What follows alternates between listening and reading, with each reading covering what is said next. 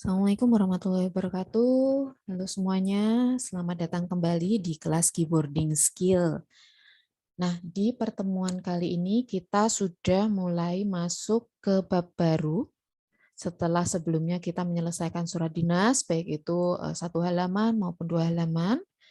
Nah, di bab ke-6 ini kita akan membahas mengenai surat dinas. Kemarin kan lebih ke industri ya, surat bisnis sifatnya antar lembaga tapi dalam industri. Nah, kalau surat dinas ini ada tentunya namanya sudah bisa dilihat ya surat dinas. Berarti ini sifatnya kedinasan atau di lingkup kementerian atau dinas tertentu. Nah, yang terkait dengan pemerintahan. Isinya apa? Yang namanya surat dinas itu sudah pasti info resmi.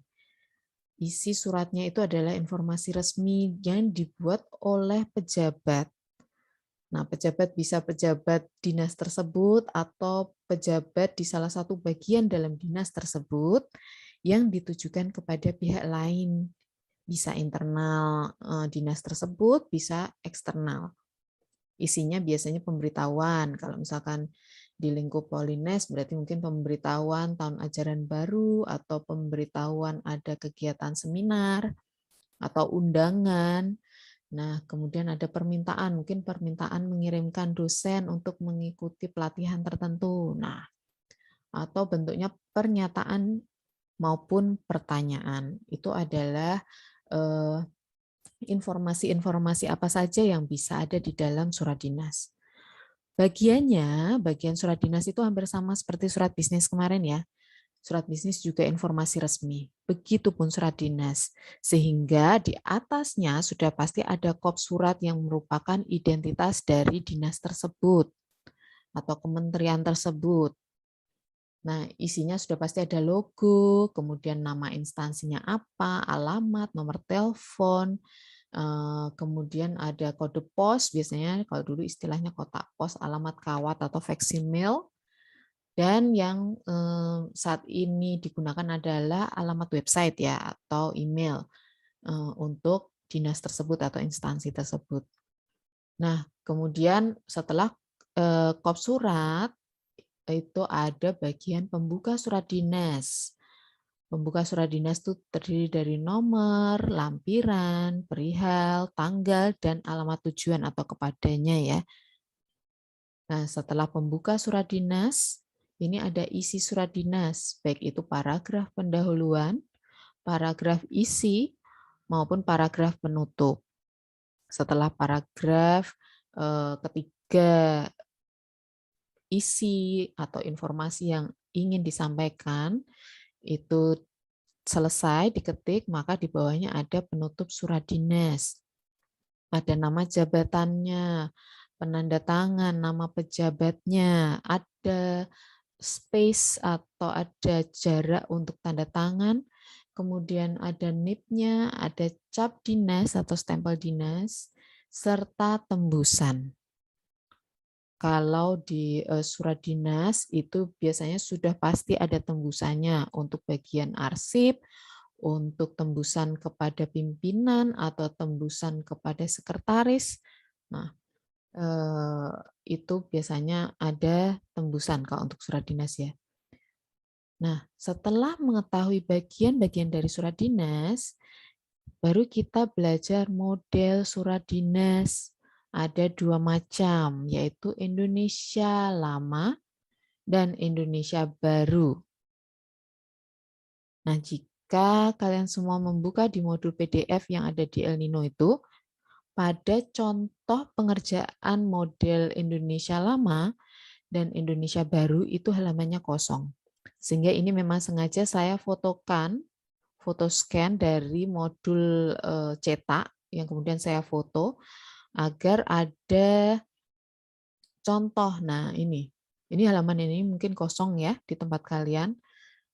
Nah, sebenarnya kalian bisa melihat sendiri modul cetak yang ada di lab. Nah, di situ kalian bisa foto sendiri kalau sekiranya yang saya fotokan ini kurang jelas ya. Baik, ini kita masuk ke Surat Dinas Indonesia Lama. Di atas itu sudah pasti ada kop surat. Di sini ada logonya. Ada logonya, kemudian di sini ada identitas dari instansi. Nah, setelah selesai identitas dari instansi sampai alamat website atau email mungkin.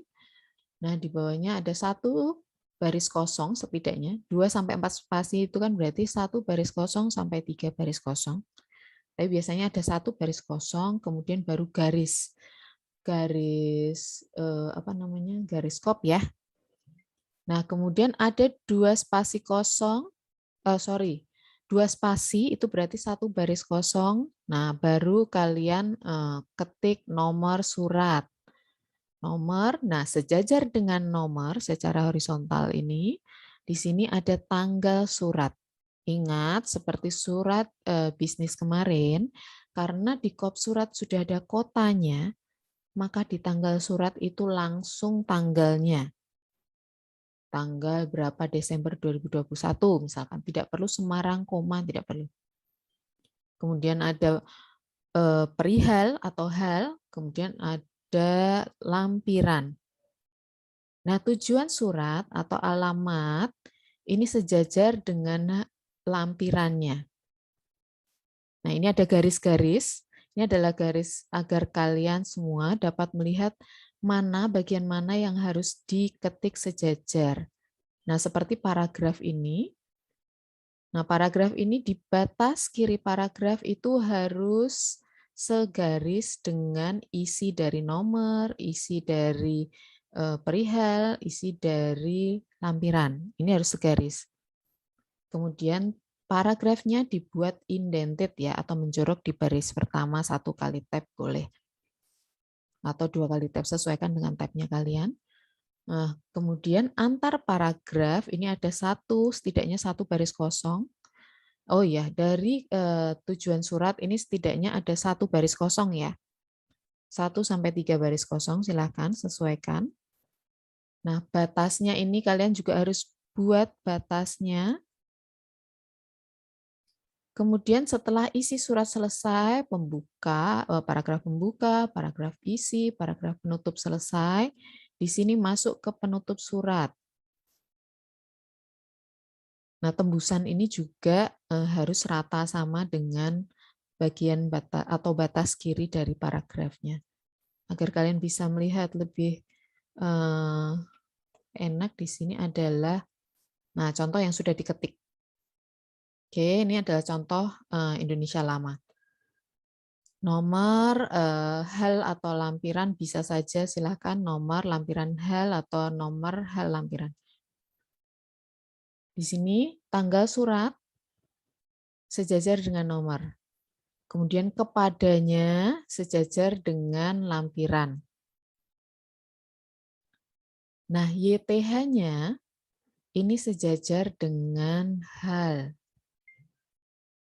Oke, tadi yang garis-garis penolong tadi yang di atas, itulah yang harus diperhatikan. Kalian harus urut ini segaris ini. Nah, sampai di tembusan ini harus segaris. Oke.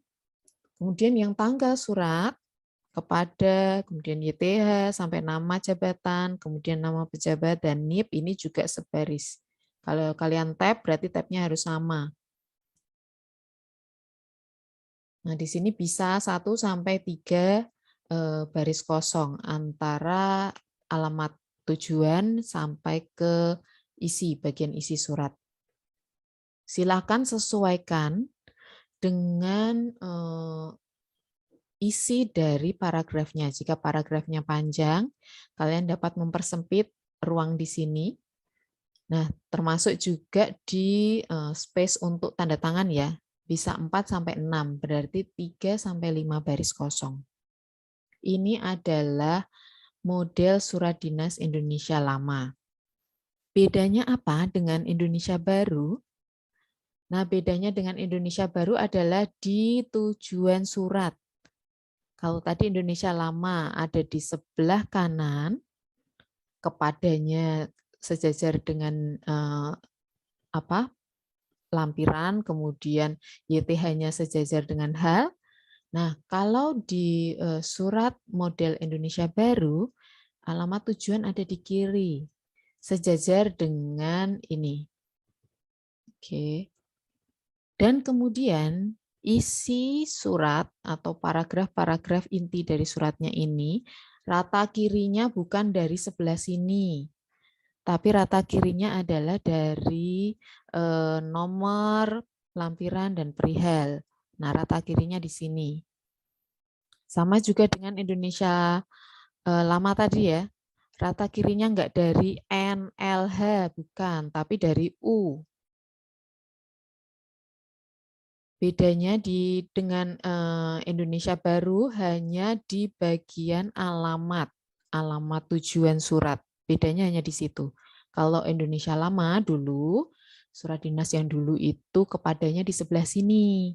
Tapi kalau surat dinas yang saat ini sering digunakan Indonesia Baru, kepadanya ada di sebelah kiri. Silakan kalau kalian misalkan bisa memperhatikan atau bisa browsing contoh-contoh surat dinas.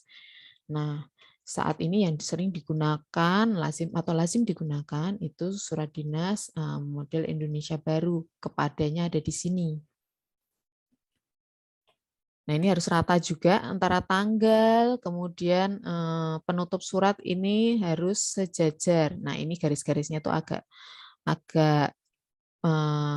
enggak lurus ya. Ini malah dibuat centering, tapi sebenarnya adalah sejajar. Nah, seperti ini. Nah, ini ada nomor, sejajar dengan nomor itu tanggal. Kemudian di sini bisa kalian balik silahkan. Hal dulu, kemudian lampiran atau lampiran dulu atau hal. Nah, 3 kait tunggal itu berarti setidaknya 2 baris kosong di sini setidaknya. Kalian juga kembali lagi sesuaikan ya, sesuaikan dengan isi paragraf dari surat dinas tersebut. Bisa 2 baris kosong, kemudian di sini ada 1 saja boleh, 2 kait tunggal berarti 1 baris kosong atau 2 baris kosong. Sesuaikan sekali lagi. Paragrafnya sama seperti Indonesia Lama, paragrafnya indented atau menjorok di baris pertamanya. Ini maksudnya 2 kait tunggal, berarti tiap paragraf ada 1 baris kosong. Untuk bagian penutup surat sama ya, sama seperti model Indonesia Lama. Nah, ada di kanan, kemudian nama jabatan, tempat tanda tangan, kemudian di sini nanti ada stempelnya, kemudian ada nama pejabat, NIP, dan sebelah kiri rata dengan ini, nah ini rata, ada tembusan titik 2, nah poin 1 kepada siapa, poin 2 kepada siapa, mungkin kepada tembusan kepada kepala dinas yang diundang, tembusan kepada kepala dinas yang mengirimkan, atau kepada pihak-pihak lain yang memerlukan arsip. Nah, setelah surat dinas Indonesia Lama dan Baru, model ketiga adalah Depdiknas. Kenapa tidak masuk ke model surat dinas tadi? Yang kenapa cuma ada 2, Bu? Karena ini memang khusus model surat dinas yang ada di Kementerian Pendidikan dan Kebudayaan Riset Dikti. Kalau dulu, nah ini karena model istilahnya lama, sehingga istilahnya masih Depdiknas. Dulu namanya sebelum kementerian itu kan departemen ya. Nah, dulu adalah Departemen Pendidikan dan Kebudayaan, sekarang menjadi kementerian. Nah, model Depdiknas ini hanya digunakan di Kemendikbudristek. Oke, sehingga isinya sama. Nah, isinya sama saja seperti yang tadi. Lambangnya atau logonya tentu adalah logo logo kementerian atau misalkan logo Polines. Nah, ini bisa saja dengan lambang Depdiknas, nama Depdiknas, kalau itu memang mewakili Kementerian Pendidikan dan Kebudayaan, Riset Teknologi. Nah, bedanya apa sih, Bu, dengan Indonesia Lama, Indonesia Baru? Bedanya ada di rata kirinya. Jadi model Depdiknas itu mirip dengan model Indonesia Baru. Tujuan surat ada di sebelah kiri. Semua spasi-spasi sama ya, ketentuannya sama, 2 kait tunggal dan sebagainya semua sama. Hanya yang membedakan antara Depdiknas dengan Indonesia Baru itu ada di batas kirinya ini. Ada di batas kiri dari surat.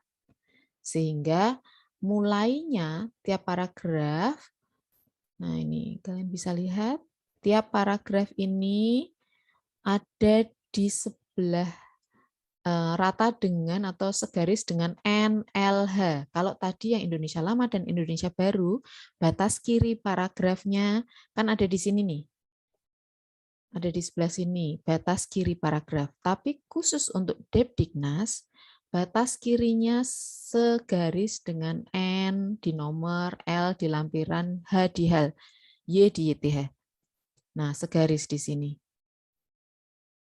Yang membedakan antara Depdiknas dengan Indonesia Baru. Untuk bagian tujuan surat itu sama di sebelah kiri. Ketentuan lain sama. Di sini juga tetap ada tembusan. Oke, saya akhiri untuk penjelasan mengenai surat dinas pemerintah. Ada 2 model, surat dinas Indonesia Lama, kemudian surat dinas model Indonesia Baru yang saat ini lazim digunakan. Kemudian yang ketiga adalah model Depdiknas. Model Depdiknas hampir sama seperti model Indonesia Baru, hanya pada isi surat batas kiri tiap paragraf itu segaris dengan segaris dengan NLH tadi, nomor lampiran hal gitu ya. Nah, garisnya di situ. Baik, terima kasih. Baik, saya akhiri mengenai penjelasan surat dinas pemerintah. Terima kasih. Wassalamualaikum warahmatullahi wabarakatuh.